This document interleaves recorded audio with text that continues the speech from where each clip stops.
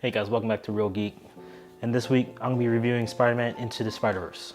Now, ever since I saw the trailer for the Spider-Man Into the Spider-Universe, I was on board. I was kind of skeptical a little bit because the animation was kind of weird. It's kind of jarring a little bit because it's not your traditional CGI film or it's your traditional animation film. It takes a whole new perspective, a whole new way of telling the story of the Spider-Man universe. But after a few seconds watching the trailer, I fell in love with it, obviously. I'm a Spider-Man fan, so I liked it. At the end of it, there was a post-credit scene with the Spider-Man clip in it, and I was already sold by then, and it was good. And then I finally got to see Spider-Man Into the Spider-Universe, and oh my gosh, it just blew my mind. It definitely, I think, is a saving grace for Sony. I said this before, and Sony did a good job. Definitely did a good job. They may not do good in their live action work with Spider-Man, but as far as the other mediums of work when it comes to telling the story of Spider-Man, this one does a superb job. Right off the bat, you're just thrown into the Spider-Man universe with like this Spider-Man comic book feel. So basically, you're jumping into a comic book. That's what the director is saying. They want you to jump into basically a comic book, and you definitely feel like you're in a comic book. As you know, the words flying by or the words captioning over their head. Like one of the small instances when Miles Morales is looking at the stove and he opens up the pot and you see like the wavy lines coming up, or when he's hitting stuff on, or tapping stuff, you see the little animation quirks that you see that are in comic books. It's actually translated into the film. Of course, the main character is Miles Morales, who, if you guys don't know, he's part of the Ultimate Universe. Miles Morales is played by Shameik Moore. In the Marvel comic book storyline, there are multiple universes. Their version of Spider-Man ends up dying.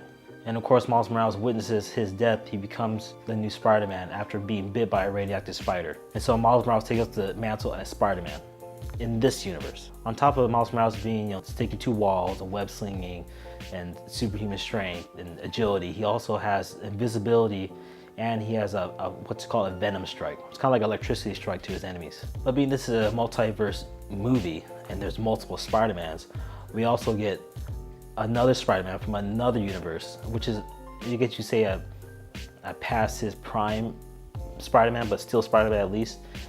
He goes by Peter B. Parker. And Peter B. Parker is played by Jake Johnson. He's in his 40s rather than his 20s. And he's just been through almost everything in a Spider-Man can think of. And he's a more experienced veteran Spider-Man. He also comes down to Miles' universe. He's trying to get back home. So in trying to get back home, he teaches Miles Morales how to become Spider-Man, sort of. Then also we get Spider-Gwen, who gets thrown into Miles Morales' universe, who's played by Haley Steinfeld. It's also worth mentioning that Nicolas Cage is also in the movie, and he plays Spider-Man Noir. He plays a detective from the 1930s. It's kind of like a old school black and white detective. And then the two other Spider-Man characters that are thrown into this universe from multiple universes is Spider-Ham, or Spider-Pig, and also Penny Parker. Now, watching this Spider-Man, I think is a total fanboy. I was just like geeking out all this Spider-Man stuff I was seeing on the screen. A lot of Easter eggs harking back to Spider-Man 1, 2, and 3, and also Homecoming.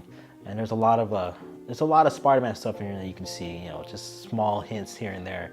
And if you're a Spider-Man fan and you follow up with Spider-Man, you'll definitely see all these hints, and they're pretty good. You can easily watch this movie over and over, and you'll probably find something new. So basically, the plot in a nutshell: Miles Morales gets bit by a radioactive spider, witnesses the real Spider-Man die, makes a promise to the real Spider-Man that he's going to stop the Collider, which is a machine that the Kingpin built to basically bring multiple universes together. So there's an agenda that Kingpin wants to do, but I'll leave that for for you guys to find out when you watch the movie. So multiple Spider-Mans from multiple universes come out, and they're trying to get back home, and that's where they all team together to put a stop to the Collider and go back home, in a nutshell. And also there is a Stan Lee cameo, and it was well done.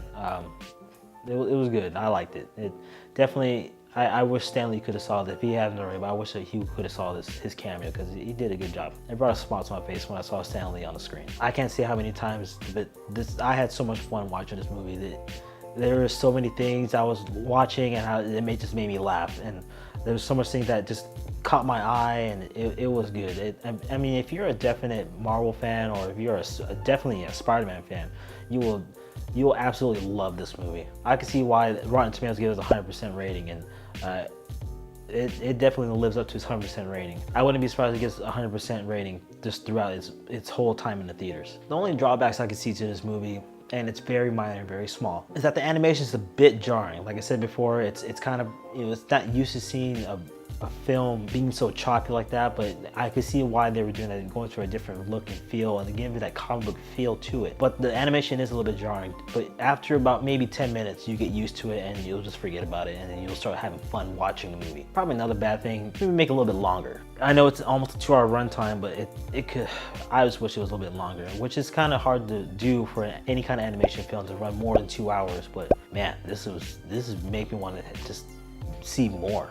I know I'm harking a lot, like saying this is probably the most awesome movie, but I really can't find anything really bad about this movie. This is one of those rare instances where this movie just really just took off, and it totally takes you on a wild ride. I can probably easily say this is probably the best Spider-Man movie in recent years. Now, Spider-Man Homecoming was also a good Spider-Man movie. It's one of my favorites, but this easily could overtake that. I don't know, they're both up there. As of right now, this is my favorite Spider-Man movie, hands down.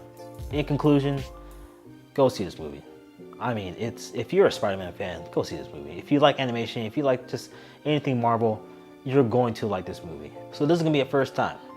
I'm gonna give this rating 5 Spider-Man heads out of 5. Perfect score. 5 out of 5. It was that good. It was good. So that's my review for Spider-Man Into the Spider-Verse. If you've seen the movie, if you haven't seen the movie, or you want to see the movie, put your comments and say what you want down below. If you haven't already, go ahead and give me a subscribe. Put a notification bell. I used to post once a week when I get a chance to. Yeah, just once a week. And as always, I'll see you in the next video.